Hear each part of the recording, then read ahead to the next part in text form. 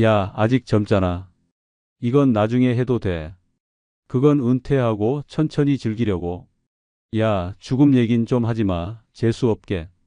이렇게들 말하지만 현실은 그렇지 않습니다. 죽음은 나이도 예고도 가리지 않습니다. 어제까지 웃던 사람이 오늘 차가운 병원 침대에 누워 있을 수 있습니다. 그게 바로 인생입니다. 그래서 지금 즐겁게 살아야 합니다. 내일은 없을 수 있기 때문입니다. 결국 관 속에 들어갈 때 손에 쥘 수 있는 건 돈도 아니고 명예도 아닙니다. 남는 건 단 하나, 얼마나 웃고, 얼마나 사랑하고, 얼마나 나답게 살았는가입니다. 죽음을 받아들이는 순간 삶의 본질이 보입니다. 그건 바로 지금 이 순간입니다. 내일이 없다면 오늘은 마지막입니다. 그래서 지금 웃어야 하고, 지금 사랑해야 하며, 지금 살아야 합니다. 미루는 순간 인생은 끝납니다. 이번 영상은 죽음을 받아들이고 지금 즐겁게 살아야 하는 이유 5가지를 설명드리겠습니다. 구독, 좋아요는 무료입니다. 죽음을 받아들이고 지금 즐겁게 살아야 하는 첫 번째 이유는 내일이 보장되지 않기 때문입니다. 사람들은 늘 착각합니다. 내일도 당연히 올 거라고, 다음 주에도, 내년에도 지금처럼 살아 있을 거라고 믿습니다. 그래서 하고 싶은 말도 미루고, 만나고 싶은 사람도 미루고, 해보고 싶은 일도 언젠가로 미룹니다. 하지만 그 언젠가는 오지 않을 수 있습니다. 사람은 누구나 죽습니다. 하지만 지금은 아닐 거야 라는 망상 속에 살아갑니다. 뉴스에 나오는 사고 소식은 남의 일 같고, 병원에 누워있는 사람들도 다른 세상의 이야기처럼 느껴집니다. 그러나 죽음은 너무나 무심하게, 그리고 너무나 빠르게 다가올 수 있습니다. 길을 걷다 갑자기 심장이 멈출 수도 있습니다. 아침에 일어나지 못하고 영영 눈을 뜨지 못할 수도 있습니다. 오늘은 멀쩡했는데 내일은 병원 중환자실 침대에 누워 있을 수도 있습니다. 아무리 건강해도 아무리 준비해도 죽음은 시도 때도 없이 찾아옵니다. 누구에게나 예외는 없습니다. 그런데도 우리는 오늘을 대충 살아버립니다. 말하고 싶은 마음을 꾹 누르고 하고 싶은 일을 참고 만나고 싶은 사람을 애써 외면하며 삽니다. 조금 더 나중에를 반복하다 결국 아무것도 하지 못한 채 인생을 마감하게 됩니다. 그 순간이 오면 후회만 남습니다. 왜 그때 그렇게 살았을까? 왜 그 말을 하지 못했을까? 왜 웃지 않았을까? 왜 즐기지 않았을까 하는 끝없는 후회가 자신을 짓밟습니다. 죽음은 피할 수 없는 현실입니다. 그렇다면 답은 하나입니다. 오늘을 즐겁게 살아야 합니다. 하고 싶은 말을 하고, 만나고 싶은 사람을 만나고, 보고 싶은 것을 보고, 듣고 싶은 음악을 듣고, 사랑하고, 웃고, 춤추고, 즐겨야 합니다. 미루지 말아야 합니다. 내일이란 약속이 없는 이상 오늘을 전력으로 살아야 합니다.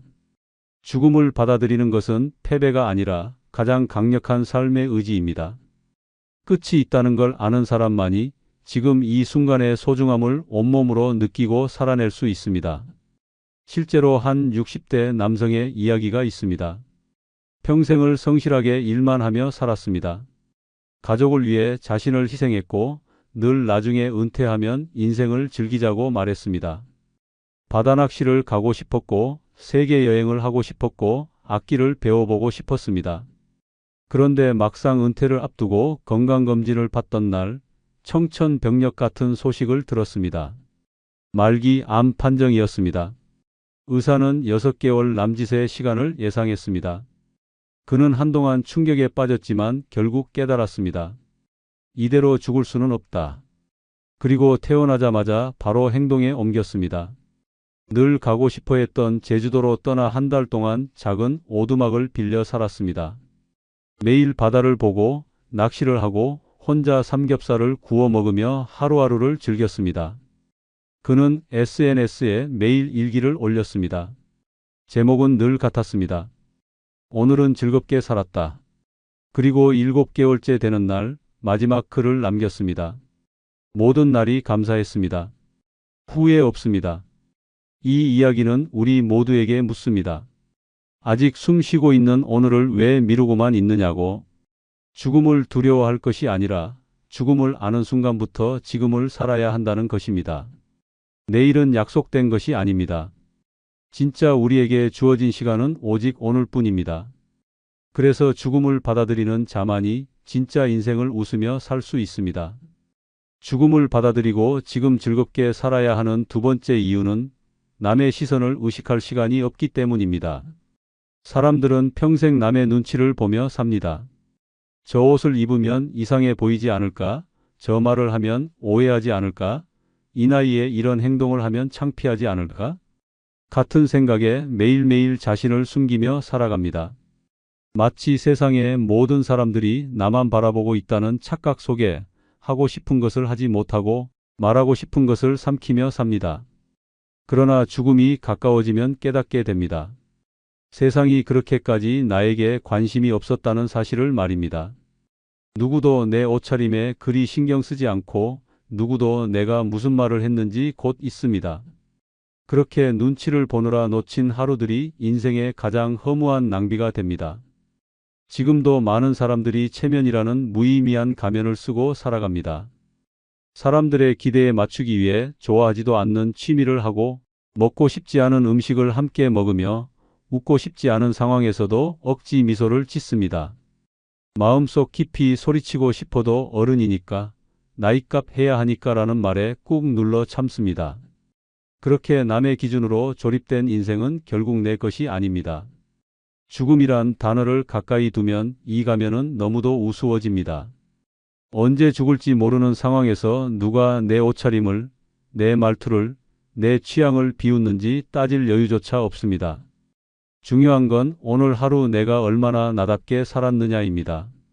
웃고 싶으면 웃고, 울고 싶으면 울고, 하고 싶은 말은 하고, 하고 싶은 행동은 해야 합니다. 남의 눈은 결국 내 인생을 책임지지 않습니다. 그 시선을 따라 살다 죽음을 맞이하면 남는 건 후회뿐입니다. 진정한 삶은 남의 기대에서 벗어났을 때 시작됩니다. 죽음을 받아들이는 순간 눈치라는 족쇄는 풀려나고 진짜 자유가 시작됩니다. 지금 나답게 살아야 할 유일한 이유는 그 누구도 내 마지막을 대신 살아주지 않기 때문입니다. 실제로 70세가 넘은 한 여성은 평생을 점잖은 어른의 모습으로 살았습니다. 동네에서는 조용하고 인자한 할머니로 불렸고 가족 앞에서는 한 번도 감정을 드러낸 적이 없었습니다. 하지만 속은 늘 끓고 있었습니다. 하고 싶은 말도 못하고 입고 싶은 옷도 못 입고 가고 싶은 곳도 가지 못하며 수십 년을 살았습니다. 그러던 중 친구의 갑작스러운 죽음을 겪고 그녀는 큰 충격을 받았습니다. 그날 이후 그녀는 달라졌습니다. 동네에서 가장 화려한 빨간색 트렌치 코트를 입기 시작했고 늘 가고 싶어 하던 혼자 제주도 여행을 계획했습니다. 카페에 앉아 큰 소리로 웃으며 책을 읽고 바닷가에서 기타를 들고 노래까지 불렀습니다. 사람들은 저 할머니 이상해졌네라고 수군댔지만 그녀는 전혀 신경 쓰지 않았습니다. 그녀는 친구에게 보낸 마지막 문자에서 이렇게 썼습니다. 나 이제 진짜로 살고 있어. 늦었지만 아직 안 끝났어. 지금 그녀는 매일같이 스스로를 위해 요리하고 혼자 영화관에 가며 하고 싶은 말을 거리낌 없이 하며 지냅니다. 죽음을 목격한 그녀는 깨달았습니다. 남의 눈치보다 더 큰 감옥은 없다는 사실을 말입니다. 죽음을 안다는 것은 결국 더 이상 남의 시선을 위해 나를 버리지 않겠다는 선언입니다. 그래서 지금 웃고, 지금 소리치고, 지금 내 방식대로 살아야 하는 이유가 됩니다. 내일 죽더라도 오늘 후회하지 않을 삶을 사는 것, 그것이 가장 인간답고 강한 삶의 방식입니다. 죽음을 받아들이고 지금 즐겁게 살아야 하는 세 번째 이유는 사랑을 미루면 평생 후회만 남기 때문입니다. 사랑은 가장 인간적인 감정입니다. 하지만 사람들은 그 사랑조차 자꾸 미룹니다. 조금 더 준비되면, 상황이 나아지면, 나중에 말해야지라며 마음속 진심을 꾹꾹 눌러둡니다. 그리고 그 나중이 오기 전에 죽음이 먼저 문을 두드립니다. 그때 깨닫게 됩니다. 왜 그때 말하지 못했을까? 왜 그 마음을 표현하지 않았을까라는 참혹한 후회가 뼈를 파고듭니다. 사랑은 절대 당연한 것이 아닙니다.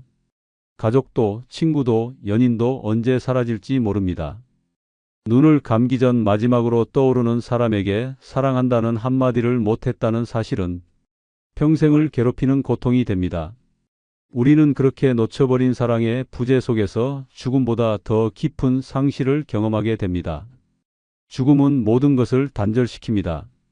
눈을 마주볼 기회도, 손을 잡을 시간도, 말 한마디 나눌 여유도 없습니다. 사라진 뒤에 아무리 울어도, 무덤 앞에 아무리 꽃을 놓아도, 아무리 비명을 질러도 돌아오는 것은 없습니다. 사랑한다는 말, 미안하다는 말, 고맙다는 말은 지금 해야 합니다. 내일은 존재하지 않을 수 있기 때문입니다. 감정을 숨기고 계산하고 타이밍만 재다. 결국 한마디도 하지 못한 채 죽음을 맞이하는 인생은 너무도 허무합니다. 이제는 두려움을 버려야 합니다. 혹시 거절당할까? 혹시 오해받을까? 혹시 어색해질까? 하는 걱정에 묶여 사랑을 표현하지 않는다면 결국 남는 건 후회뿐입니다. 진심은 표현할 때 살아납니다. 마음속에만 간직하면 그것은 그저 미련일 뿐입니다. 죽음을 받아들이는 순간 깨달아야 합니다. 사랑은 지금 해야 의미 있다는 것을 말입니다. 지금 포옹하고, 지금 전화하고, 지금 안부를 묻고, 지금 말해야 합니다. 사랑을 미루는 삶은 죽음 앞에서 가장 큰 고통을 남깁니다. 실제로 60대 후반의 한 남성은 아내와 평생을 다투며 살았습니다. 잦은 말다툼, 사소한 감정 싸움이 쌓여 결국 대화조차 끊긴 채 몇 년을 보냈습니다. 나중에 말해야지, 기회가 오면 얘기하자는 말로 진심을 미뤘습니다. 하지만 아내는 어느 날 뇌출혈로 갑자기 쓰러졌고 의식 없이 며칠을 버티다 세상을 떠났습니다. 그는 장례식장에서 오열하며 말했습니다. 사랑한다고 말 한 번 못했습니다. 평생을 같이 살았는데 마지막까지 내 마음을 전하지 못했습니다. 그 말을 들은 사람들조차 눈시울을 붉혔습니다. 그 후 그는 혼자서 매일 아침 아내의 사진 앞에 서서 오늘도 사랑합니다 라고 말합니다. 그는 이제 만나는 모든 사람에게 솔직해졌습니다. 자식들에게도, 친구들에게도, 이웃들에게도 사랑해요, 고마워요, 보고 싶었어요 같은 말들을 아낌없이 합니다. 그가 말합니다. 더 이상 미루면 안 돼요. 언젠가 그 사람은 없고 말할 기회도 없습니다. 이처럼 사랑은 지금 말해야 합니다. 죽음을 인정하고 나면 마음속 말들이 얼마나 중요한지, 표현의 타이밍이 얼마나 절박한지 깨닫게 됩니다. 그래서 오늘, 지금 이 순간을 즐겁고 따뜻하게 살아야 합니다. 사랑은 삶의 이유이며 그 사랑은 반드시 지금 완성되어야 하기 때문입니다. 죽음을 받아들이고 지금 즐겁게 살아야 하는 네 번째 이유는 인생의 진짜 주인은 결국 나 자신이기 때문입니다. 우리는 태어나는 순간부터 누군가의 기대 속에서 살아갑니다.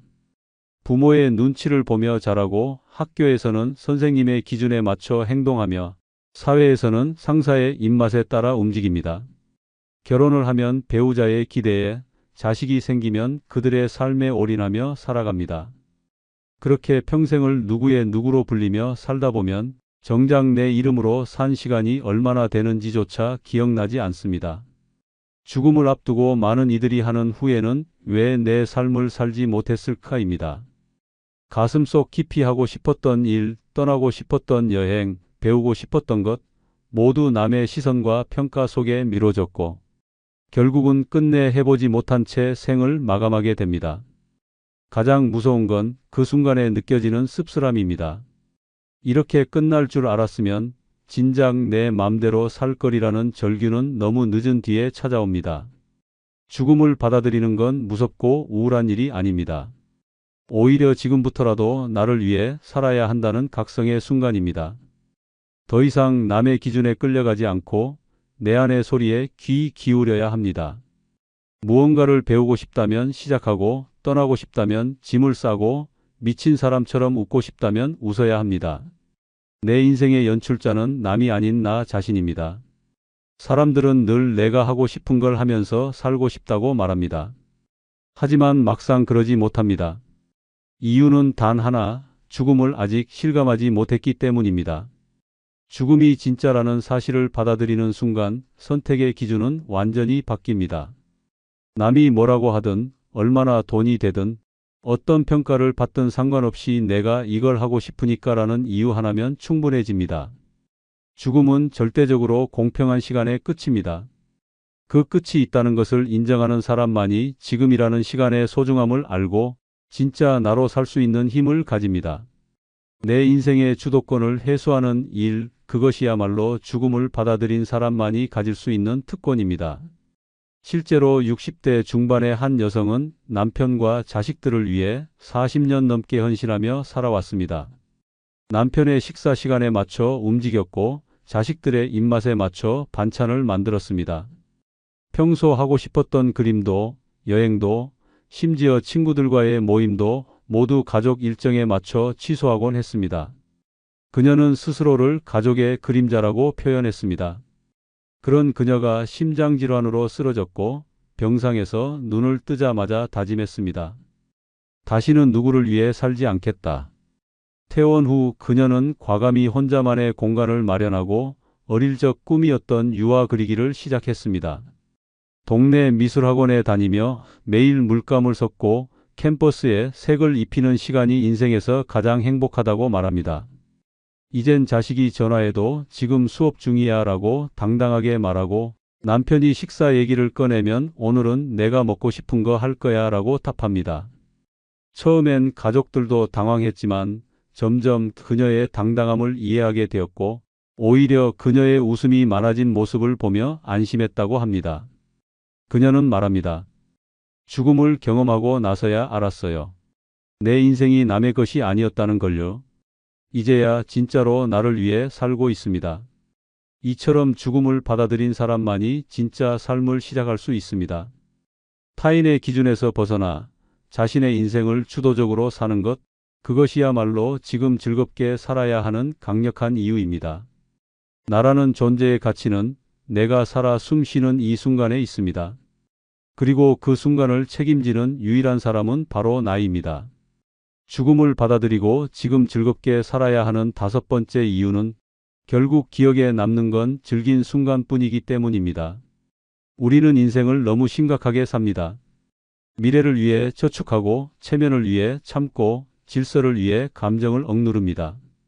그렇게 모든 걸 나중으로 미루며 살아가지만 나중에 돌아보면 정작 기억나는 건 그토록 아등바등 모았던 돈도 아니고 남들 앞에서 참았던 자존심도 아닙니다. 진짜 기억에 남는 건 단 하나, 즐겁게 웃었던 순간뿐입니다. 하지만 사람들은 삶을 마치 고행처럼 생각합니다. 일은 고통이고 관계는 의무이고 가정은 책임이라 여깁니다. 진심으로 즐기며 웃는 순간은 너무 짧고 너무 드뭅니다. 그렇게 일생을 달려와도 죽음 앞에서는 하나같이 똑같은 후회를 합니다. 왜 더 많이 웃지 않았을까? 왜 그렇게 심각하게만 살았을까? 그때 그냥 즐겼어야 했는데라는 말들이 입에서 터져 나옵니다. 세상이 요구한 성실함, 타인의 시선에 맞춘 행동, 미래를 위해 희생했던 수많은 결정들이 나를 빛나게 해줄 거라 믿었지만 마지막 순간에 남는 건 그런 것이 아닙니다. 오히려 그 희생이 너무 컸고 너무 아까웠다고 느낍니다. 인간은 결국 감정을 기억하는 존재입니다. 감정이 실린 순간만이 마음속에 영원히 남습니다. 그렇기에 삶을 진짜로 기억하고 싶다면 지금 즐겁게 살아야 합니다. 웃고 노래하고 떠들고 실패해도 박장대소하며 일어나야 합니다. 여행에서 길을 잃어도 그건 나중에 최고의 추억이 됩니다. 공연장에서 엉뚱한 자리에 앉았다가 사람들과 신랑이 벌인 일도 웃으며 회상하게 됩니다. 죽음을 받아들인다는 건 곧 무거운 삶의 연기를 내려놓는 것입니다.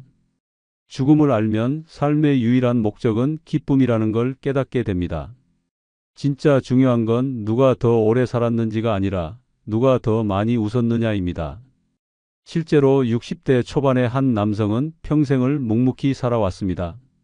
농사일로 손에 굳은 살이 박히도록 일했고 가족을 위해 외식 한번 제대로 하지 않았습니다.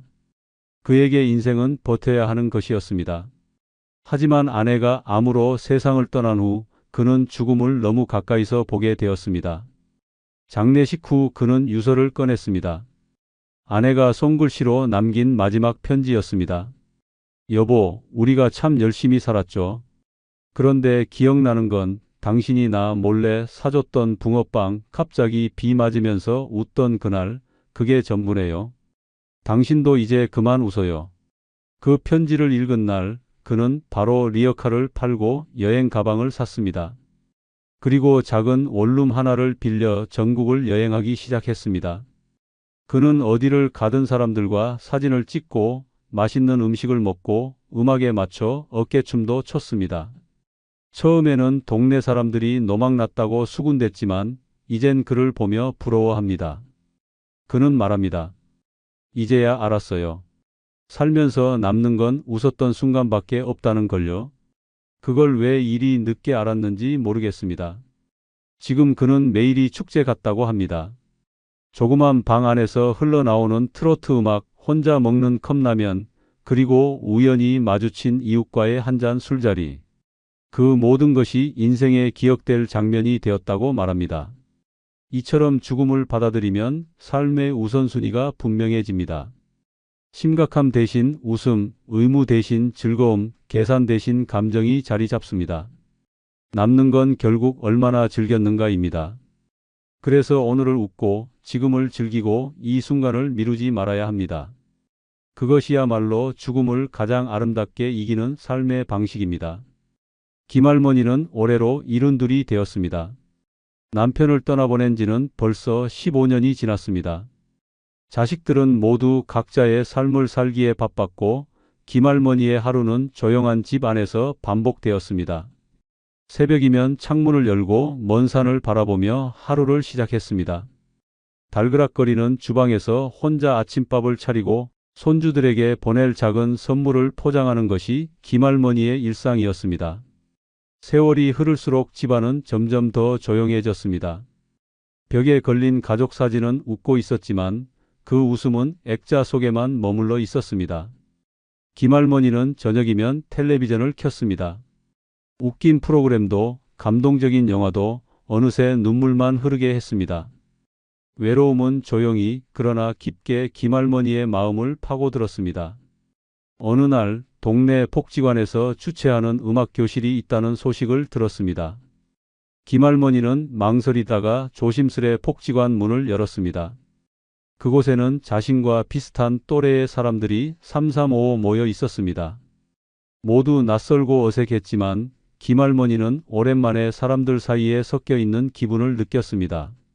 그날 음악교실 구석에 앉아 기타를 손에 쥐고 있던 한 남자가 눈에 들어왔습니다. 짙은 주름이 얼굴을 덮고 있었지만 눈빛은 따뜻했습니다. 그의 이름은 박씨였습니다. 김할머니보다 10살이나 어린 62살의 남자였습니다. 박씨는 부드럽게 인사를 건넸고 김할머니는 오랜만에 부끄러운 듯 웃었습니다. 박씨는 다정했습니다. 수업이 끝난 뒤에도 김할머니를 챙겼습니다.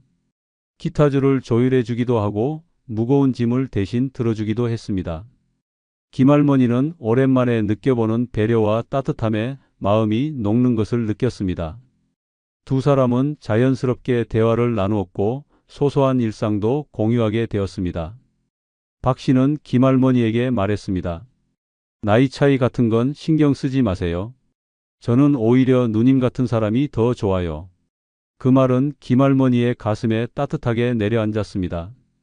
누구에게도 필요 없는 존재처럼 느껴졌던 자신을 이렇게 따뜻하게 바라봐주는 사람이 있다는 것만으로도 눈물이 핑 돌았습니다.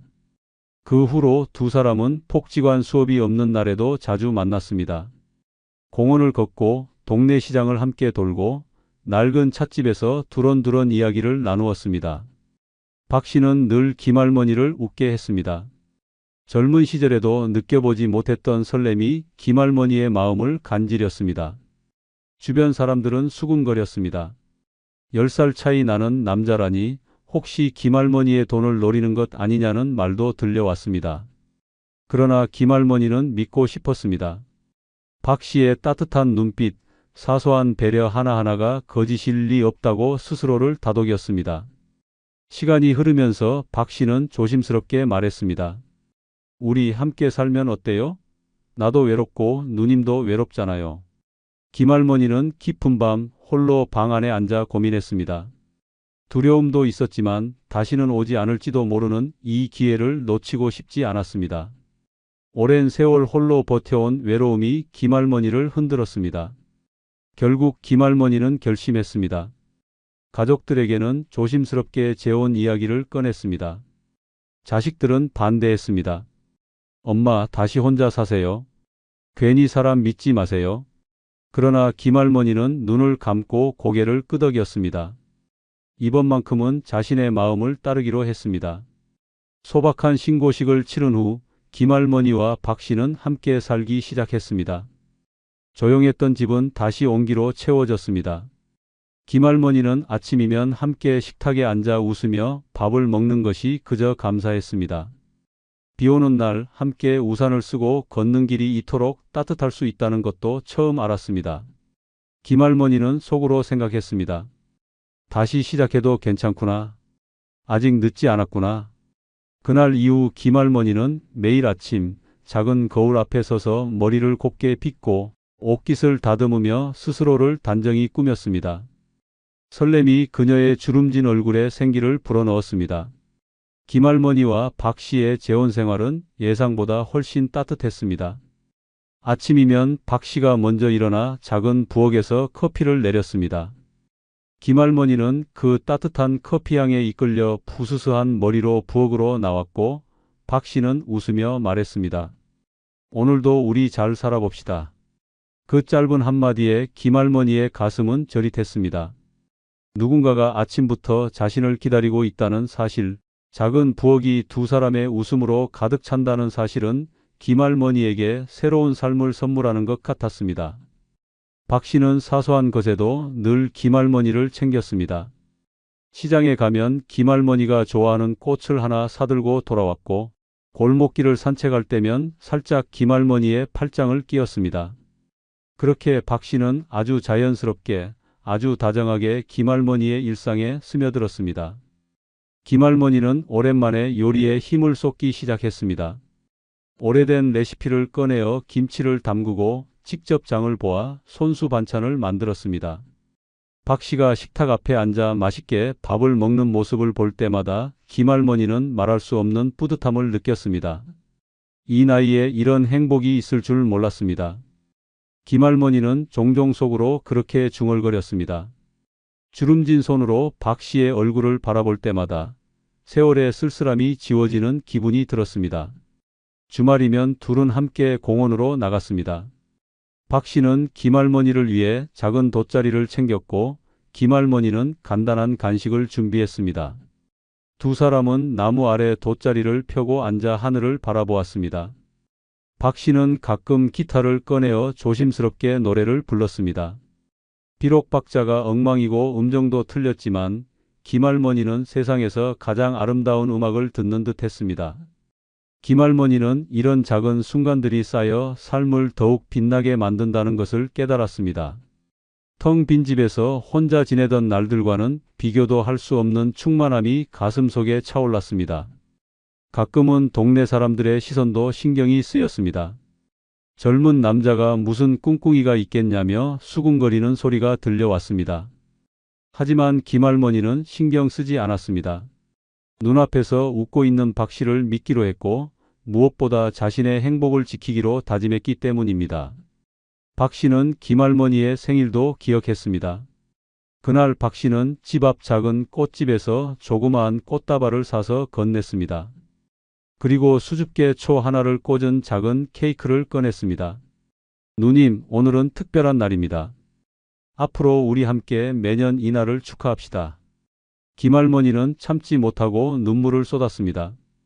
누군가가 자신의 생일을 기억해 준다는 것, 그것이 그렇게 가슴을 울릴 줄 몰랐습니다. 둘은 소박했지만 함께라서 충분히 풍요로운 시간을 보냈습니다.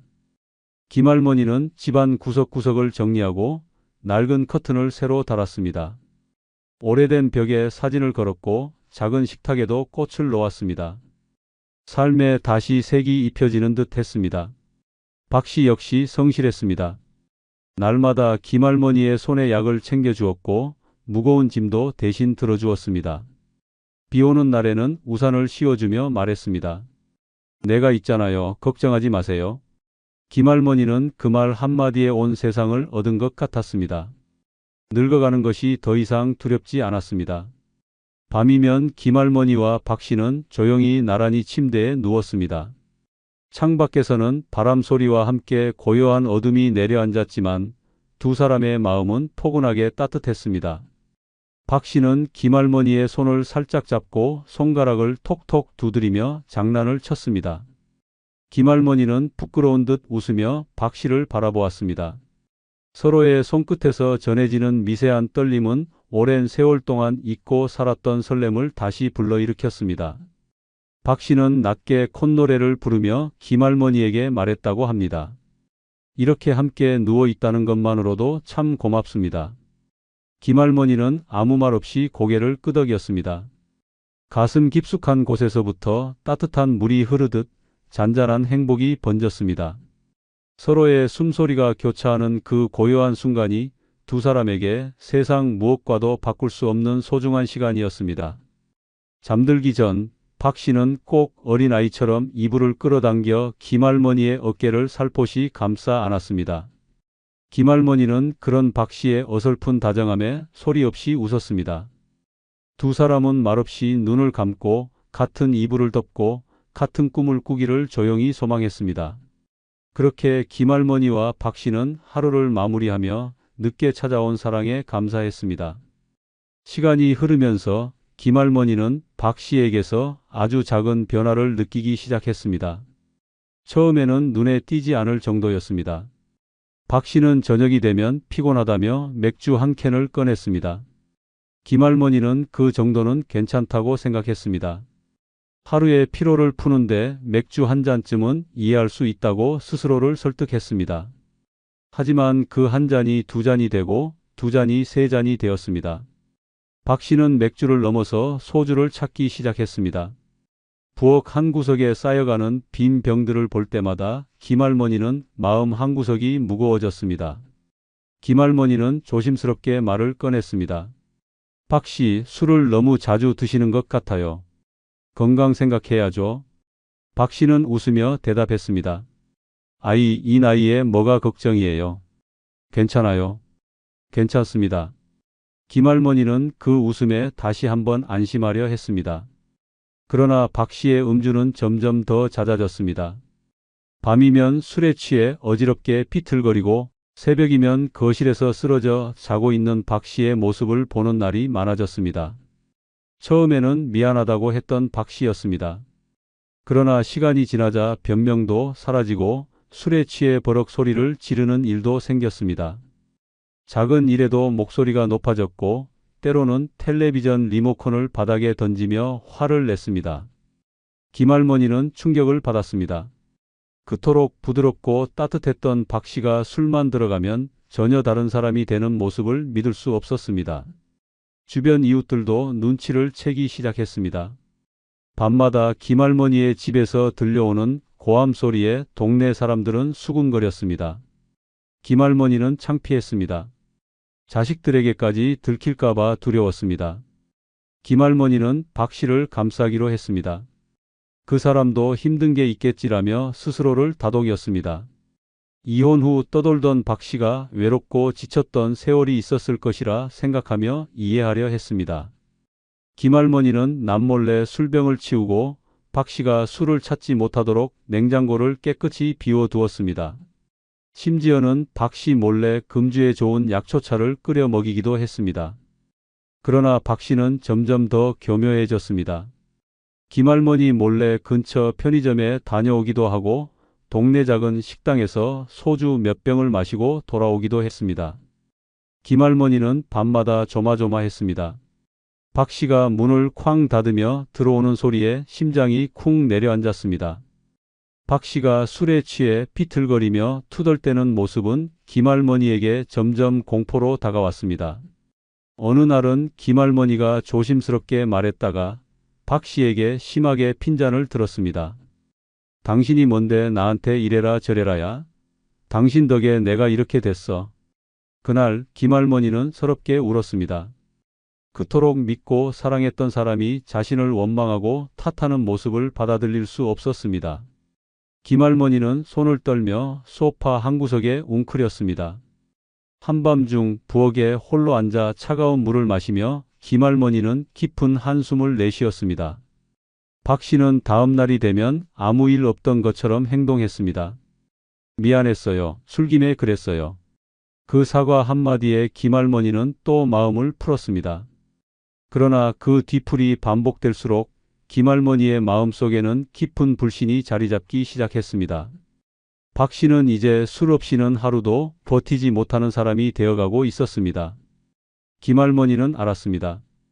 이제는 단순한 음주 습관이 아니라 심각한 중독이라는 것을 말입니다. 하지만 김할머니는 이를 숨기려 했습니다. 자식들에게 알리고 싶지 않았고 이웃들에게 수치스러운 이야기가 퍼지는 것도 두려웠습니다. 조금만 기다리면 나아지겠지. 김할머니는 그렇게 자신을 속이며 버텼습니다. 그러나 상황은 점점 악화되었습니다. 박 씨는 금전 감각마저 흐려져 김할머니 몰래 생활비를 빼돌리기도 했습니다. 카드값이 밀리고 식비가 줄어들었습니다. 집안 분위기는 점점 얼어붙었고 김할머니는 하루하루가 고통이었습니다. 그럼에도 불구하고 김할머니는 애써 웃었습니다. 이웃들에게는 여전히 다정한 부부인 척, 자식들에게는 아무 문제 없는 척 꾹꾹 눌러 참았습니다. 그러나 김할머니는 느꼈습니다. 더 이상 이대로는 안 된다는 것을 말입니다. 박 씨는 병원 상담을 시작한 지 불과 열흘 만에 다시 술에 손을 댔습니다. 김할머니가 아무리 애써 다독이고 감싸려 해도 소용이 없었습니다. 병원에 다녀온 날에도 박 씨는 골목 어기작은 슈퍼에서 소주를 사 들고 집으로 들어왔습니다. 김할머니는 박 씨의 손에 들린 비닐봉지를 보고 숨이 멎는 것 같았습니다. 내가 못 살아, 못 살아. 김할머니는 마음속으로 외쳤습니다. 박 씨는 변명조차 하지 않았습니다. 술 없으면 미쳐버릴 것 같아. 알겠어? 박 씨의 눈빛은 이미 제정신이 아니었습니다. 그날부터 박 씨는 본격적으로 망가져 갔습니다. 밤이면 비틀거리며 돌아왔고 낮이면 침대에 파묻혀 악취를 풍겼습니다. 거실 바닥에는 빈 술병과 부서진 컵 조각이 굴러다녔습니다. 김할머니는 매일 아침 거실을 치우며 한숨을 쉬었습니다. 구겨진 소파 커버를 정리하며 울음을 삼켰고 깨진 접시를 줍다가 손을 베어 피가 나는 것도 참았습니다. 하지만 상처보다 더 아픈 것은 박 씨의 차가운 눈빛이었습니다. 하루는 박 씨가 술에 취해 문을 발로 걷어찼습니다. 네가 뭔데 나를 훈계질이야. 너 같은 늙은이는 그냥 죽어야 돼. 박 씨의 고함 소리에 김할머니는 몸을 떨었습니다. 그동안 사랑한다고 함께 늙어가자고 속삭였던 그 입에서 쏟아지는 악다구니에 김할머니는 망연자실했습니다. 박 씨는 폭언만 하지 않았습니다. 거칠게 김할머니의 팔을 잡아 끌었고 심지어는 가벼운 폭행도 서슴지 않았습니다. 손목은 시퍼렇게 멍들었고 무릎은 퉁퉁 부었습니다. 김할머니는 밤이면 거실 소파에 웅크려 울었습니다. 방문을 잠그고 벌벌 떨며 밤을 새우는 날이 많아졌습니다. 이웃들은 이상한 낌새를 차렸지만 누구도 나서지 않았습니다. 남의 가정사에 끼어들면 괜히 피곤해. 동네 사람들의 냉담한 시선 속에서 김할머니는 완전히 고립되었습니다. 심지어 박 씨는 술에 취해 김할머니의 돈지갑을 뒤지기 시작했습니다. 김할머니가 아껴둔 적금 통장도 어느새 박 씨 손에 넘어갔습니다. 김할머니가 따지려 하자 박 씨는 소주병을 던지며 소리쳤습니다. 내가 네 덕에 이 고생하는데 그까짓 돈 좀 쓰면 어때? 그 소리를 듣는 순간 김할머니의 심장은 쪼개지는 것 같았습니다. 김할머니는 그날 새벽 피투성이 손으로 거실을 정리하며 결심했습니다. 이 인간과 같이 있으면 나도 죽는다. 다음 날 김할머니는 조용히 집을 나섰습니다. 오래된 코트를 걸치고 변호사 사무실로 향했습니다. 차가운 겨울바람이 살을 에웠지만 김할머니는 한 걸음 한 걸음 단단하게 내디뎠습니다. 변호사는 김할머니의 손목에 선명한 멍을 보고는 아무 말 없이 서류를 꺼냈습니다. 증거는 충분합니다. 즉시 이혼 소송을 진행합시다. 김할머니는 떨리는 손으로 사인했습니다. 싸늘한 종이 위에 꾹 눌러 쓴 자신의 이름을 보며 김할머니는 눈을 감았습니다. 이제 끝이다. 박 씨가 이 사실을 알게 된 것은 며칠 뒤였습니다. 소장을 받은 박 씨는 술에 절어 김할머니를 찾아왔습니다. 문을 두드리며 욕설을 퍼붓고 창문을 두드렸습니다. 나 없으면 너 혼자 뭐 할 수 있는데? 너 같은 늙은이 누가 받아줘?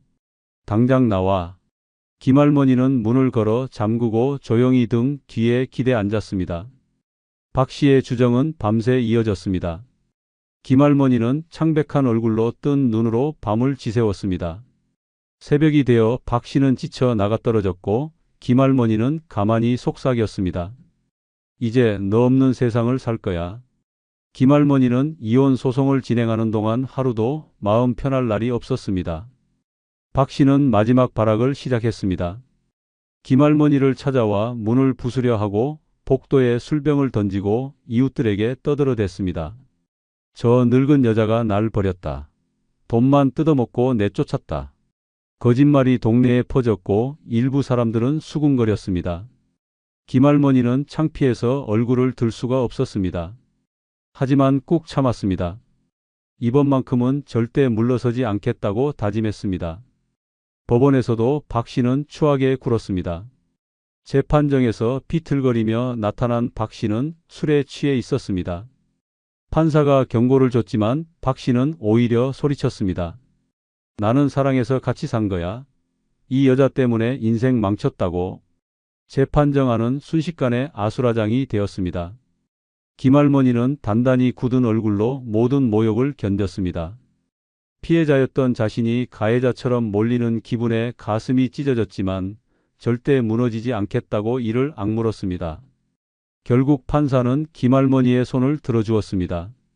박 씨의 폭언, 폭행, 음주 문제는 명백했고 김할머니의 증거 자료는 탄탄했습니다. 본 법원은 원고 김할머니의 이혼 청구를 인용합니다. 위자료 지급과 접근 금지 명령을 내립니다. 판사의 최종 판결문이 낭독되는 순간 김할머니는 조용히 고개를 숙였습니다. 오랫동안 눌러왔던 울음이 터질 것 같았지만 꾹 참았습니다. 법정 문을 나서는 발걸음이 무겁고 떨렸지만 분명했습니다. 밖으로 나오자 겨울바람이 매섭게 얼굴을 때렸습니다. 김할머니는 주름진 손으로 스카프를 여미며 하늘을 올려다보았습니다. 회색빛 구름 너머로 작게 비치는 햇살이 그녀를 감쌌습니다. 이제 정말 끝났다는 사실에 김할머니는 숨이 막히는 듯 했습니다. 하지만 동시에 가슴 깊은 곳에서부터 차오르는 해방감을 느꼈습니다. 그날 저녁 김할머니는 집에 돌아와 가방을 내려놓고 한참 동안 거실을 바라보았습니다. 술에 찌들어 엉망이었던 이 집이 이제는 자신만의 공간으로 돌아왔습니다. 김할머니는 부엌으로 가서 따뜻한 차를 끓였습니다. 그리고 거실 한가운데 앉아 천천히 차를 한 모금 삼켰습니다. 씁쓸한 맛이었지만 그 씁쓸함조차 달게 느껴졌습니다. 며칠 뒤 김할머니는 집안 대청소를 시작했습니다. 박 씨가 남기고 간 흔적들을 하나하나 치워냈습니다. 깨어진 컵, 구겨진 이불, 박 씨의 헌옷, 술병들까지 모두 비닐봉지에 쓸어 담았습니다. 쓰레기 봉투가 10개가 넘게 쌓였습니다. 김할머니는 그것들을 마당 한가운데로 끌어내고 하나하나 발로 밟아 뭉갰습니다. 다시는, 절대 다시는. 김할머니는 외쳤습니다. 그 소리는 이웃들까지 깜짝 놀라 창문을 열게 만들었습니다. 하지만 김할머니는 개의치 않았습니다. 남은 쓰레기들을 트럭에 싣고 폐기물 처리장에 버리고 오는 길, 김할머니는 처음으로 노래를 흥얼거렸습니다. 세상은 여전히 춥고 삭막했지만 김할머니의 발걸음은 가벼웠습니다. 그날 밤 김할머니는 새 침구를 깔고 오랜만에 푹 잠들었습니다. 밤새 꿈도 꾸지 않고 깊게 잤습니다. 오랜 악몽 같은 시간이 끝나고 비로소 찾은 평화였습니다. 김할머니는 다음날 아침 거울 앞에 섰습니다. 주름진 얼굴이 낯설게 느껴졌지만 눈빛만은 누구보다 단단했습니다. 그 눈빛은 말하고 있었습니다. 나는 살아남았다. 그리고 이제부터는 나를 위해 산다. 김할머니는 따뜻한 커피를 끓이고 작은 라디오를 틀었습니다. 라디오에서는 한창 신나는 트로트가 흘러나왔습니다. 김할머니는 조심스럽게 몸을 흔들었습니다. 주름진 손이 허공을 가르고 발끝이 음악에 맞춰 움직였습니다. 이윽고 김할머니는 혼자 웃음을 터뜨렸습니다. 그래, 나도 다시 시작할 수 있어. 그날 이후 김할머니는 매일 산책을 나갔습니다. 조금씩 사람들과 인사하고 복지관에도 다시 발을 들였습니다. 낯설고 두려웠던 세상이 이제는 조금씩 따뜻하게 다가왔습니다. 어쩌면 진짜 인생은 이제 시작일지도 모른다고 김할머니는 생각했습니다. 늙었다고 끝이 아니라 살아있다는 것 자체가 축복이라는 것을 이제야 깨달았습니다. 김할머니는 한 송이 작은 꽃을 사서 집에 꽂았습니다. 그리고 환하게 웃으며 속으로 외쳤습니다. 이제부터는 내 삶이다. 80세가 넘으면 몸은 조용히 죽기 시작합니다. 걷지 않으면 다리는 썩고 숨을 쉬어도 심장은 녹슬고 가만히 누워만 있으면 살아있는 시체가 됩니다. 침대에 갇혀 오줌줄을 차고 타인의 손에 밥을 떠먹여야 하는 비참한 말로를 맞고 싶지 않다면 지금 당장 몸을 흔들어 깨워야 합니다. 움직이지 않는 순간 인생은 끝입니다. 첫 번째는 발끝으로 서기 운동을 해야 합니다. 80세를 넘기고도 건강하게 살고 싶다면 반드시 발끝으로 서기 운동을 해야 합니다. 누군가는 그깟 발끝 운동이 무슨 대단한 효과가 있겠냐고 웃을 수 있습니다. 하지만 이 작은 운동 하나가 생명줄을 붙잡는 끈이라는 사실을 아는 사람은 많지 않습니다. 발끝으로 서는 능력을 잃는 순간 노년의 삶은 서서히 무너지기 시작합니다. 중심을 잡지 못하면 곧장 넘어지고 한 번의 낙상은 노년에게 치명상을 안깁니다. 넘어지기만 해도 다리가 부러지고 고관절이 부서지고 평생 침대 생활을 하게 되는 끔찍한 결과를 부른다는 사실을 알아야 합니다. 발끝으로 서는 힘은 단순히 다리 힘만 강화시키는 것이 아닙니다. 몸 전체의 균형 감각을 살리고 뇌와 근육의 반응 속도를 빠르게 만들며 작은 근육들을 끊임없이 깨워 신체를 젊게 유지하는 역할을 합니다. 하루 3분 발끝으로 조심스럽게 올라서기만 해도 낙상 위험이 크게 줄어듭니다. 반대로 이 간단한 운동조차 무시하는 순간 노년의 몸은 점점 땅으로 무너져 내립니다. 살아서도 침대에 묶이는 삶을 원치 않는다면 지금 당장 발끝으로 서야 합니다. 노년기의 몸은 배신자가 될 때가 많습니다. 눈은 침침하고 귀는 먹먹해지고 다리는 마음처럼 따라주지 않습니다. 그 모든 것을 버티게 하는 마지막 힘이 바로 균형 감각입니다. 발끝으로 서기 운동은 이 균형 감각을 지키는 최후의 방어막입니다. 어떤 비싼 약도 어떤 화려한 건강식품도 발끝으로 버티는 힘만큼 직접적이고 즉각적인 효과를 주지 못합니다. 특히 80세 이후에는 근육이 급격히 줄어들고 반사신경이 둔해지기 때문에 가만히 있어도 근육이 녹아내립니다. 발끝으로 서기 운동은 이 흐름을 거스르는 강력한 무기입니다. 하루 3분이 아깝다고 생각한다면 하루 종일 병원, 대기실에서 지루하게 기다리는 시간이 얼마나 고통스러운지를 떠올려야 합니다. 스스로 걷고 스스로 일어서는 자유를 지키고 싶다면 발끝 운동을 절대 우습게 봐서는 안 됩니다. 서울에 사는 81세 이모 씨는 발끝으로 서기 운동을 대수롭지 않게 여겼습니다. 뭐 그런 걸 하냐, 난 아직 멀쩡해라며 웃어넘겼습니다. 그러다 어느 겨울날 눈길에 살짝 미끄러진 순간 이 씨는 중심을 잃고 그대로 넘어졌습니다. 고관절이 부러져 병원 신세를 지게 되었고 몇 달간 침대 생활을 하면서 삶의 질이 급격히 떨어졌습니다. 그때서야 뒤늦게 생각했습니다. 그때 발끝 운동이라도 했더라면. 재활치료를 받으며 힘겹게 다시 서는 동안 이 씨는 매일 발끝으로 올라서는 연습을 했습니다. 그는 말했습니다. 지금 내게 가장 소중한 운동은 발끝 서기다. 이걸 했더라면 내 인생이 이렇게 꼬이지는 않았을 것이다. 하늘이 두 쪽 나도 발끝으로 서는 연습만큼은 매일 해야 합니다. 넘어진 후에 후회하는 것보다 지금 당장 3분만 투자하는 것이 100번, 1000번 더 현명한 선택입니다. 오늘부터 발끝으로 서기 바로 시작하십시오. 당신의 인생이 넘어지지 않게 해줄 가장 확실한 보험입니다. 두 번째는 뒤로 걷기를 해야 합니다. 80세 이후에도 건강하게 살고 싶다면 반드시 뒤로 걷기를 해야 합니다. 평생 앞으로만 걸어왔던 발걸음을 이제는 거꾸로 옮겨야 할 때입니다. 앞으로 걷는 것만으로는 노년의 몸을 지킬 수 없습니다. 앞으로 걷는 것은 습관이고 뒤로 걷는 것은 도전입니다. 도전이 없는 몸은 금방 늙고 맙니다. 몸이 늙으면 마음도 함께 주저앉습니다.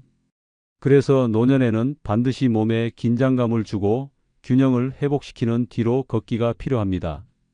뒤로 걷기는 단순히 색다른 운동이 아닙니다. 우리의 뇌를 깨우고 잃어가는 균형 감각을 되살리는 가장 강력한 훈련입니다. 노년기의 가장 큰 적은 넘어짐입니다. 넘어지면 고관절이 부서지고 척추가 부러지며 침대에 갇힌 삶이 시작됩니다. 그런데 뒤로 걷기 운동은 이 치명적인 낙상을 예방하는 최고의 방법입니다. 뒤로 걷기 하나만 제대로 익혀도 삶이 쓰러지는 것을 막을 수 있습니다. 뒤로 걷기를 하면 평소 잘 쓰지 않던 근육이 깨어납니다. 특히 허벅지 뒤쪽, 엉덩이, 종아리 근육이 활성화되면서 하체 전체가 단단해집니다. 노년에는 이 하체 근육이 생명줄입니다. 다리 힘이 떨어지면 계단을 오르지 못하고 시장을 가도 주저앉게 되고 가족 모임에도 참석하지 못하는 신세가 됩니다. 결국 집 안에만 갇혀 살게 됩니다. 그렇게 몸이 굳으면 마음도 굳습니다. 외로움이 찾아오고 무력감이 들이닥칩니다. 뒤로 걷기는 뇌를 젊게 만듭니다. 평소와 다른 방향으로 몸을 움직이는 순간 뇌는 새롭게 자극을 받습니다. 방향을 바꾸는 작은 변화가 신경세포를 깨우고 치매 예방에도 놀라운 효과를 발휘합니다. 하루 10분 조심스럽게 뒤로 걷는 습관이 평생의 기억력을 지켜줄 수 있습니다. 이 간단한 진실을 모르고 그냥 시간을 흘려보낸다면 언젠가 자신의 이름조차 기억하지 못하는 슬픈 순간이 찾아올 수 있습니다. 처음에는 두려울 수 있습니다. 한 발 내디딜 때마다 중심을 잃을까 불안할 수 있습니다. 그러나 그것이야말로 뒤로 걷기가 필요한 이유입니다. 긴장감을 잃지 않고 몸을 조심스럽게 움직이는 훈련을 통해 평소에도 넘어지지 않는 튼튼한 몸을 만들 수 있습니다. 안전을 위해 처음에는 벽을 따라 걷거나 지팡이를 이용해도 좋습니다. 중요한 것은 매일 조금씩 도전하는 것입니다. 노년의 건강은 거창한 운동이 아닙니다. 매일 반복하는 작고 꾸준한 습관이 몸을 살립니다. 뒤로 걷기를 무시하는 순간 몸은 변화를 잃고 노쇠해집니다. 나이 들수록 매일 해야 하는 것은 근육을 살리고 뇌를 깨우는 특별한 자극입니다. 뒤로 걷기는 바로 그런 자극을 가장 쉽게 줄 수 있는 강력한 무기입니다. 부산에 사는 82세 김정희 씨는 젊을 때부터 평범하게 걷는 운동만 꾸준히 해왔습니다. 그러나 어느 날 작은 돌부리에 걸려 넘어지면서 고관절에 금이 갔습니다. 재활치료를 받던 중 물리치료사가 추천한 운동이 바로 뒤로 걷기였습니다. 김 씨는 처음에 이 나이에 무슨 뒤로 걷기냐고 웃었지만 조금씩 연습을 시작했습니다. 처음에는 벽을 짚고 한 발자국씩 뒤로 걸었고 점차 혼자 걸을 수 있게 되었습니다. 몇 달 후 김 씨는 자신도 놀랄 만큼 다리 힘이 좋아졌다고 말했습니다. 지금은 매일 공원 한 바퀴를 뒤로 걸어 돌며 뒤로 가야 오래 간다는 농담을 던질 정도로 건강을 되찾았습니다. 이처럼 뒤로 걷기는 노년의 몸과 뇌를 살리는 기적 같은 운동입니다. 하늘이 두 쪽 나도 하루에 몇 분은 꼭 뒤로 걸어야 합니다. 처음은 두려워도 그 발걸음 하나가 내 인생의 무너짐을 막아주는 든든한 힘이 됩니다. 오늘부터 당장 시작하십시오. 천천히 조심스럽게 그러나 매일같이 거꾸로 걸어야 합니다. 그래야만 노년의 삶이 앞으로도 단단히 나아갈 수 있습니다. 세 번째는 손등치며 박수치기를 해야 합니다. 80세 이후에도 건강하게 살고 싶다면 반드시 손등치며 박수치기를 해야 합니다. 이 단순해 보이는 동작이 무슨 큰 도움이 되겠냐고 가볍게 여긴다면 큰 착각입니다. 노년의 몸은 매일 조용히 무너지고 있습니다. 근육은 힘을 잃고 혈액순환은 느려지며 뇌는 점점 더 굳어갑니다. 이 모든 변화를 막을 수 있는 간단하면서도 강력한 비밀 무기, 그것이 바로 손등치며 박수치기입니다. 손등치며 박수치기는 손바닥을 치는 일반 박수와는 다릅니다. 손등과 손바닥을 교차로 치는 이 동작은 뇌의 좌우 방구를 동시에 자극합니다. 평소 잘 쓰지 않는 신경회로를 깨우고 굳어가는 뇌를 흔들어 깨웁니다. 치매 예방에 이보다 더 간단하고 효과적인 운동은 없습니다. 게다가 이 운동은 심장 박동을 부드럽게 자극하여 혈액순환을 활발하게 하고 손목 관절을 부드럽게 풀어줍니다. 손끝에서 시작된 자극이 온몸에 퍼져나가며 몸을 따뜻하게 깨워줍니다. 손등치며 박수치기는 단순한 동작이지만 제대로 하면 온몸이 살아납니다. 박수치는 리듬에 맞춰 몸을 살짝 흔들다 보면 뻣뻣했던 어깨가 풀리고 숨이 자연스럽게 깊어지며 혈액 속 산소 농도가 높아집니다. 매일 이 작은 운동을 꾸준히 한 사람과 그렇지 않은 사람의 차이는 1년만 지나도 뚜렷하게 드러납니다. 한쪽은 활기차고 생기가 돌지만 다른 한쪽은 몸이 무거워지고 기억력은 흐릿해집니다. 결국 차이는 작은 습관에서 시작되는 것입니다. 노년의 건강은 거창한 운동으로 만들어지지 않습니다. 무거운 아령도 헬스장에 러닝머신도 필요 없습니다. 중요한 것은 매일 작은 자극을 꾸준히 몸에 주는 것입니다. 손등치며 박수치기는 바로 그 자극을 손쉽게 줄 수 있는 최고의 방법입니다. 힘들지 않지만 효과는 강력합니다. 시간이 없다는 핑계도 몸이 아프다는 변명도 필요 없습니다. 앉아서도 할 수 있고 TV를 보면서도 할 수 있습니다. 문제는 꾸준함입니다. 대부분 사람들은 며칠 하다가 귀찮다고 별 효과 없는 것 같다고 포기합니다. 하지만 손등치며 박수치기의 힘은 느린 시간 속에서 천천히 드러납니다. 처음에는 손끝이 따끔거릴 수 있고 어깨가 뻐근할 수 있습니다. 그러나 그것은 몸이 살아나고 있다는 신호입니다. 포기하지 않고 꾸준히 치다 보면 어느 순간 숨 쉬는 것이 편해지고 어깨가 가벼워지고 기억이 또렷해지는 자신을 발견하게 됩니다. 인천에 사는 80세 김순자 씨는 손등치며 박수치기를 처음 권유받았을 때 코웃음을 쳤습니다. 박수 좀 친다고 어디가 달라지겠어 라고 생각했습니다. 그러나 주변 친구들이 하나둘 박수 운동을 하고 나서 얼굴에 생기가 돌기 시작하는 모습을 보고 마음을 고쳤습니다. 처음에는 팔도 잘 안 올라가고 손등을 제대로 치지도 못했습니다. 하지만 매일 저녁 식사 후 TV를 보면서 10분씩 손등을 치기 시작했습니다.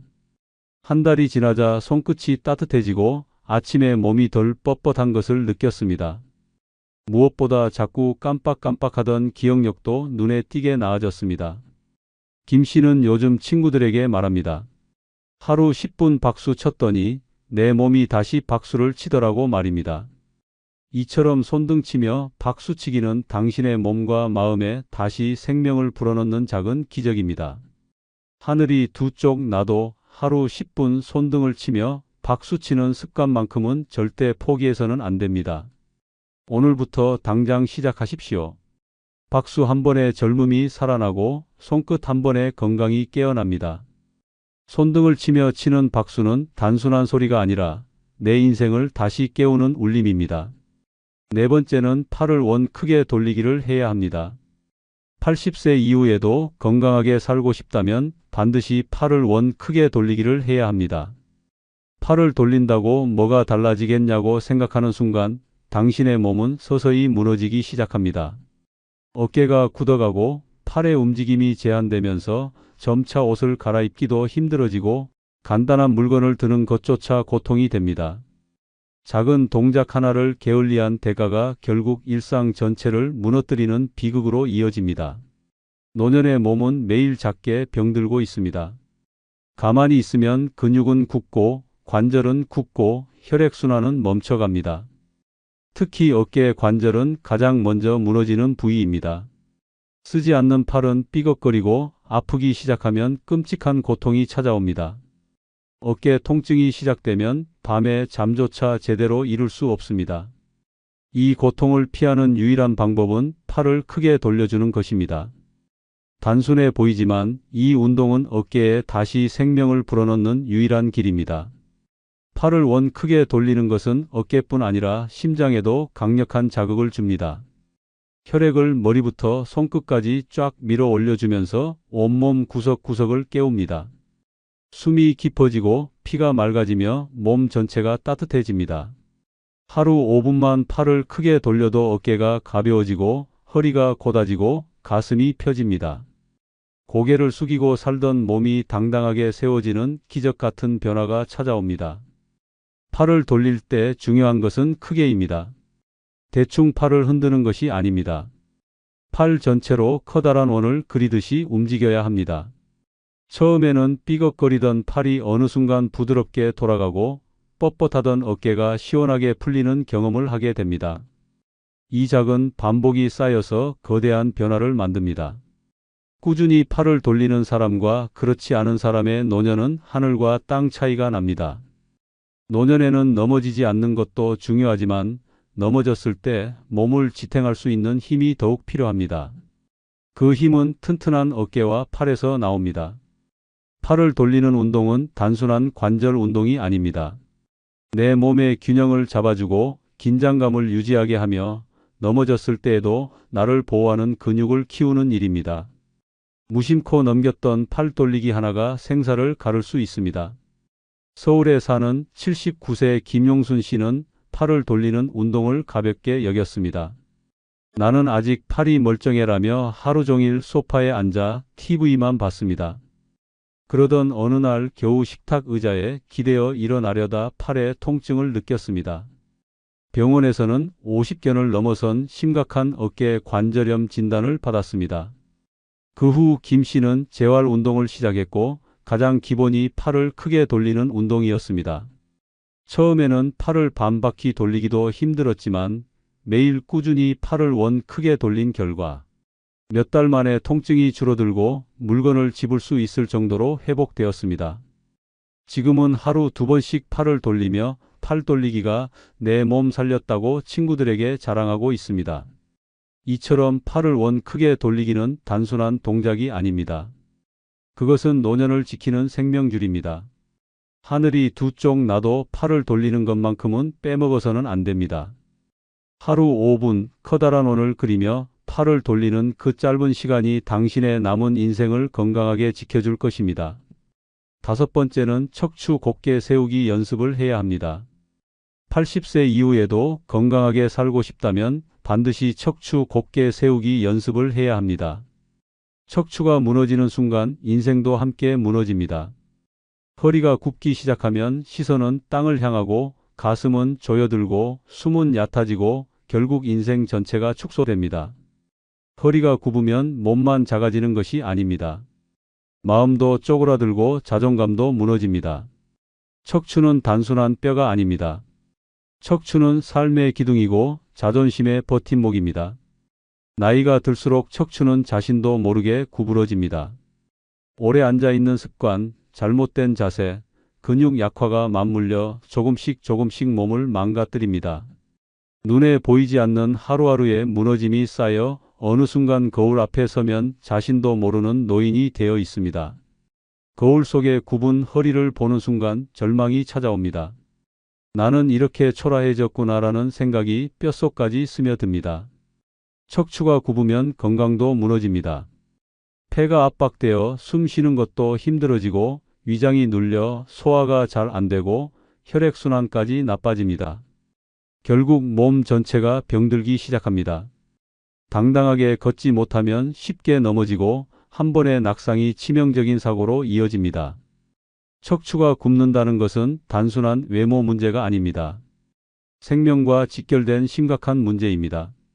척추를 곱게 세운다는 것은 단순히 허리를 펴는 것이 아닙니다. 척추 주위 근육을 강화하고 자세를 의식하고 하루에도 수십 번 나 자신을 일으키는 습관을 들이는 것입니다. 힘들다고 포기하면 안 됩니다. 처음에는 뻣뻣하고 어색해도 반드시 버텨야 합니다. 앉아 있을 때, 걸을 때, 심지어 TV를 볼 때도 끊임없이 척추를 세우는 연습을 해야 합니다. 내 몸의 중심을 세우는 일이야말로 노년의 가장 중요한 사명입니다. 척추 곱게 세우기 연습을 하지 않으면 결국 우리는 침대에 눕는 인생을 맞이하게 됩니다. 스스로 앉을 힘조차 잃고 타인의 손을 빌려야 하는 비참한 삶이 찾아옵니다. 젊었을 때처럼 빠른 걸음은 바라지도 말아야 합니다. 단지 일어선다는 당연한 일이 어느새 기적이 되어버립니다. 그런 삶을 원치 않는다면 지금 당장 척추를 세워야 합니다.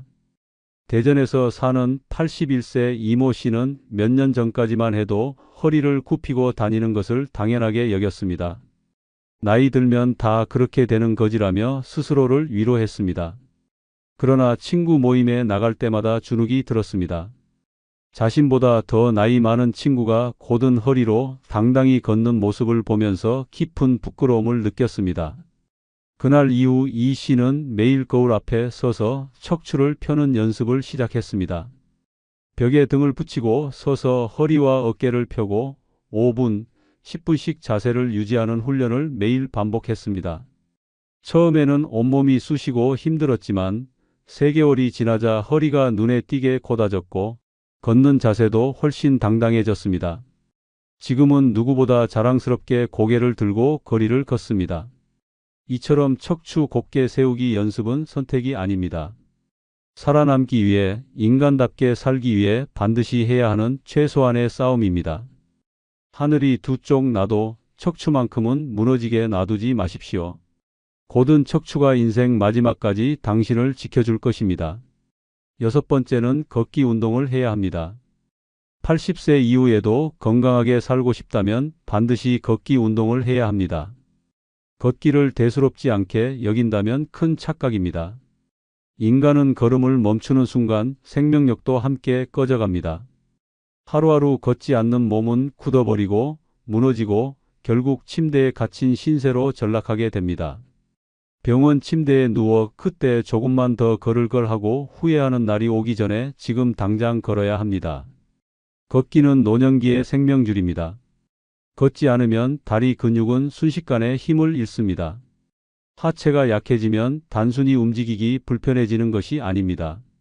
넘어지는 순간 고관절이 부러지고 척추가 꺾이고 한 번의 사고로 평생 침대에 신세를 지게 됩니다. 걷기 운동은 이러한 비극을 막는 유일한 방법입니다.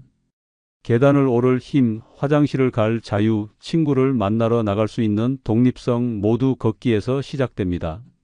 걷기는 단순히 다리 근육만을 위한 운동이 아닙니다. 심장을 튼튼하게 만들고 혈관을 청소하고 뇌에 신선한 산소를 공급합니다. 걷지 않는 몸은 혈액순환이 정체되고 기억력은 흐려지고 기분은 가라앉습니다.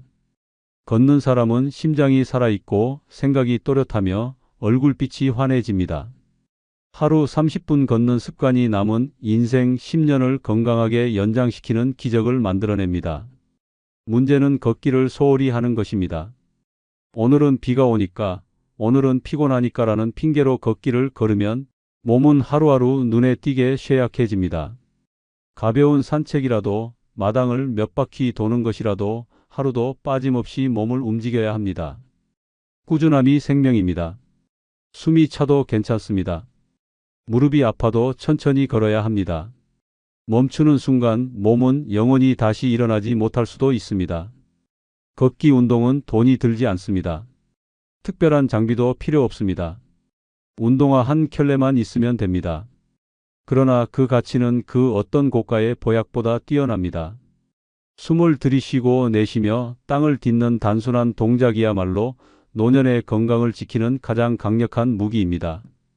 걷는 동안 몸은 살아있음을 느끼고 마음은 젊어집니다. 걸을 때는 자세가 중요합니다. 허리를 곧게 세우고 시선을 앞에 두고 가슴을 활짝 펴야 합니다.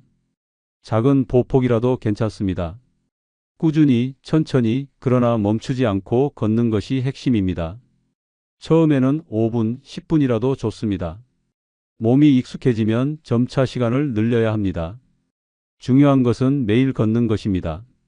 대구에 사는 84세 최모 씨는 몇 년 전까지 이 나이에 무슨 운동이냐며 걷기를 무시했습니다. 그러다 어느 날 넘어져 고관절에 금이 가는 큰 부상을 입었습니다.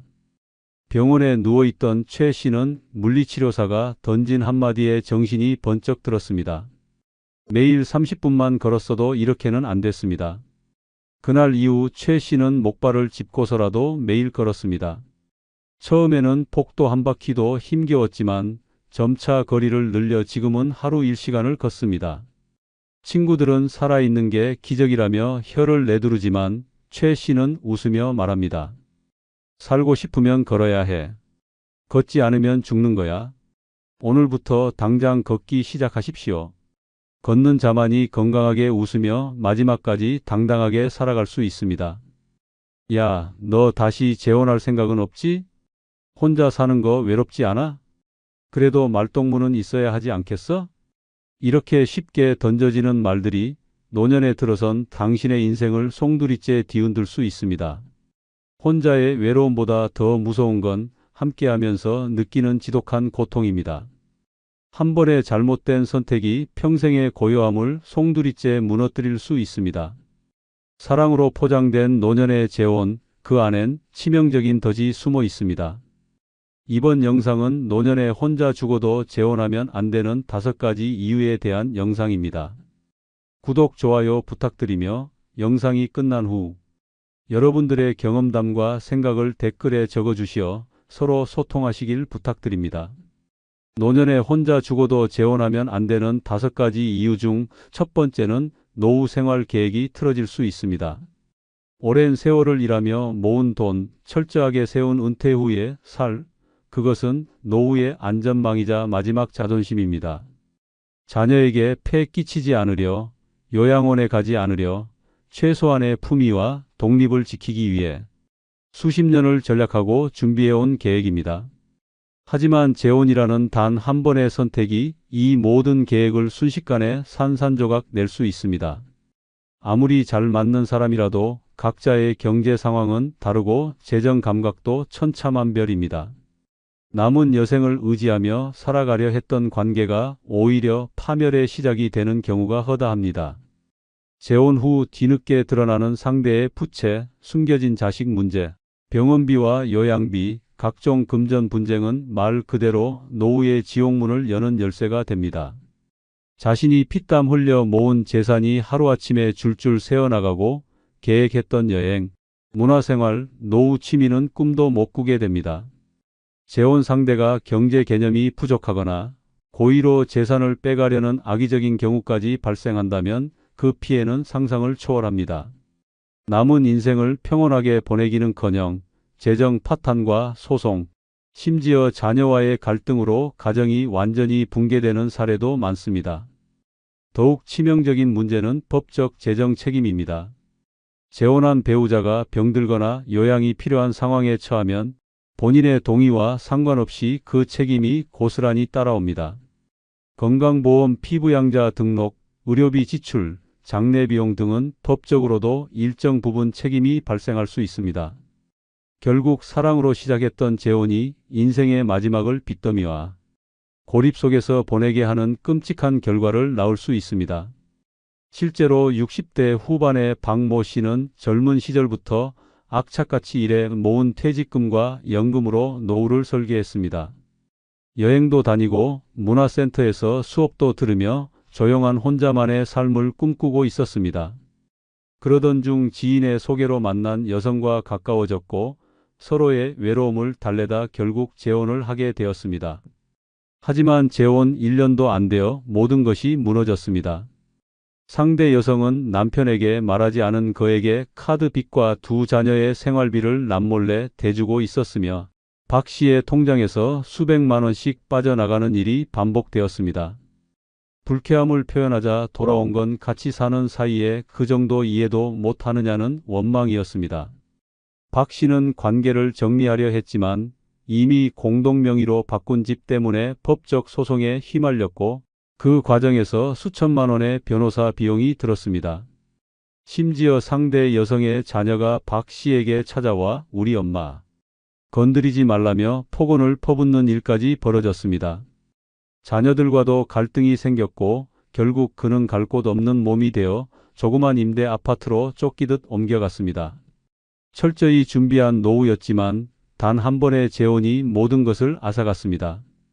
고요하고 단단했던 인생이 하루아침에 흔들렸고 지금 박 씨는 매달 적자를 메꾸기 위해 경비 일을 하며 하루하루를 연명하고 있습니다.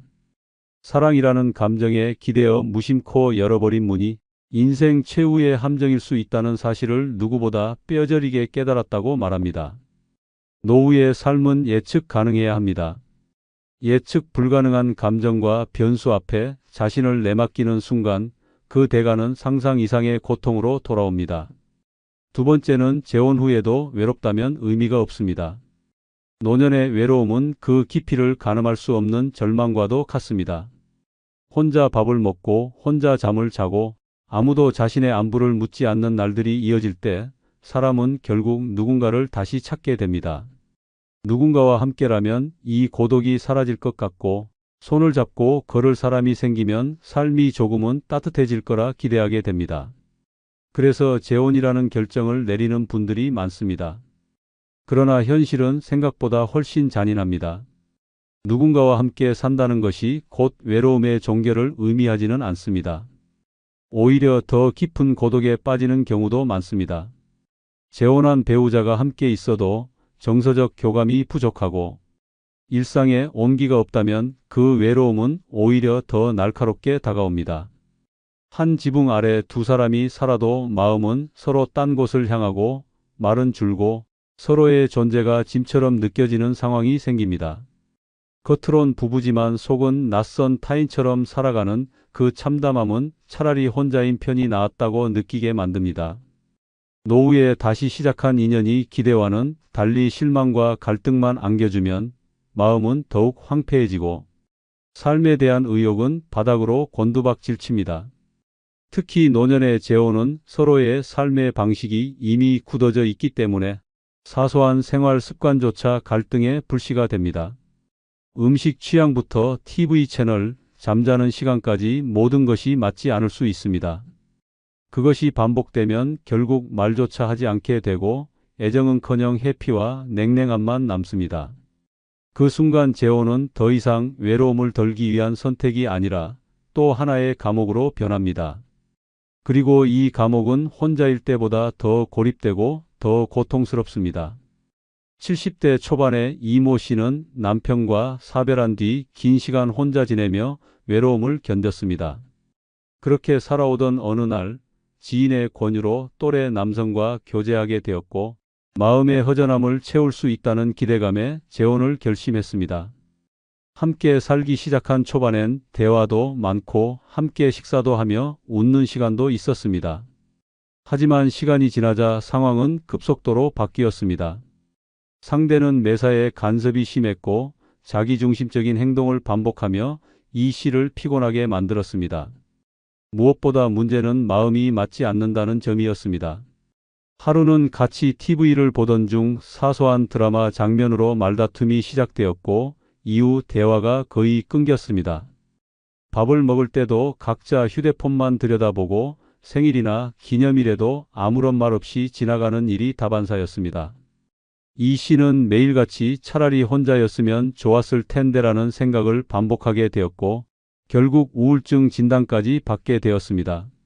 더 심각한 문제는 상대가 집 안에 있어도 서로 말을 하지 않고 밥도 따로 먹으며 지내는 동거 타인이 되어버렸다는 점입니다. 이 씨는 재혼 전보다 오히려 더 외롭다고 호소했습니다.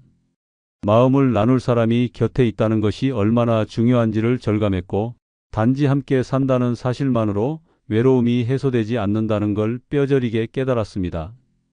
결국 이 씨는 다시 별거를 선택했고 법적 이혼까지는 아니더라도 서로를 피하는 삶을 살고 있습니다. 사람은 함께 산다고 외롭지 않은 것이 아닙니다. 진심이 오가지 않는 관계는 독보다 더 해롭습니다. 노후의 외로움을 해소하겠다는 희망으로 재혼을 선택했다가 그 외로움이 더 짙어지고 깊어져 삶의 마지막 순간마저 고통으로 채워지는 경우가 많습니다. 외로움을 해결하기 위해 무작정 누군가를 들이는 것이 아니라 스스로를 더 사랑하고 돌보는 법을 배워야 할 시점입니다.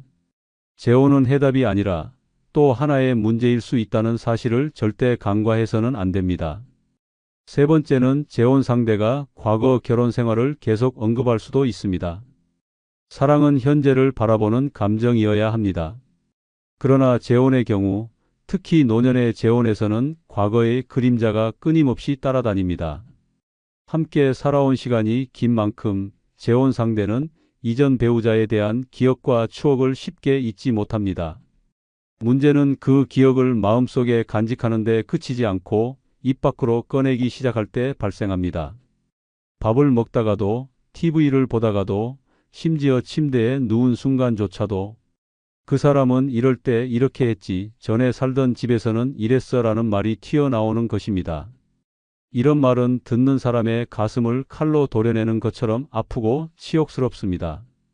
노년에 새로운 인연을 만나 기대에 부푼 상태에서 이런 말을 들으면 자존감은 산산조각 납니다. 나는 이 사람의 과거를 이기지 못하는 존재인가? 지금의 나는 비교 대상에 불과한가? 이런 의심은 곧 괴로움으로 바뀌고 그 괴로움은 결국 관계의 도구로 변합니다.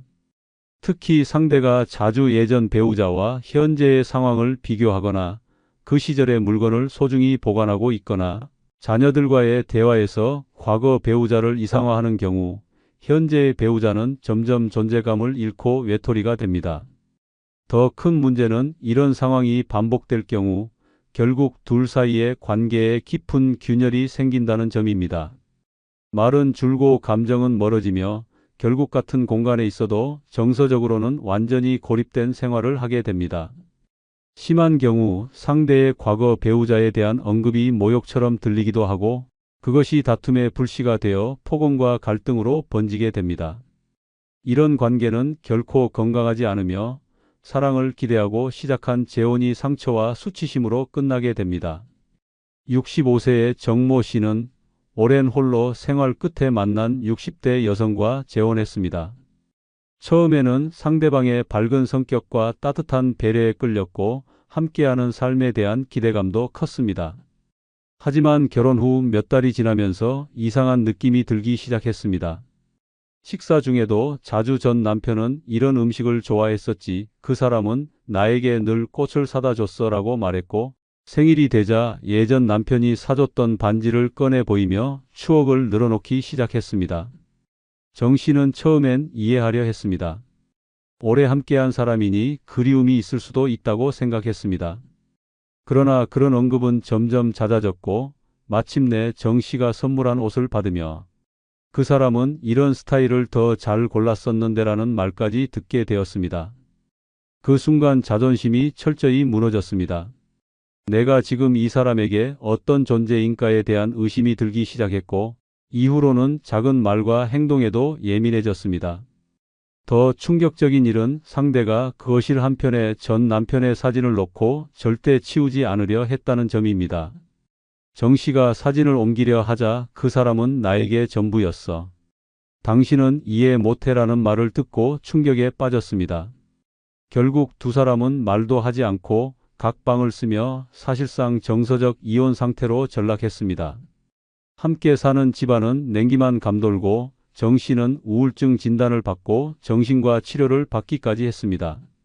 이 사례는 재혼이 단순한 생활 동반자 선택이 아닌 감정의 균형을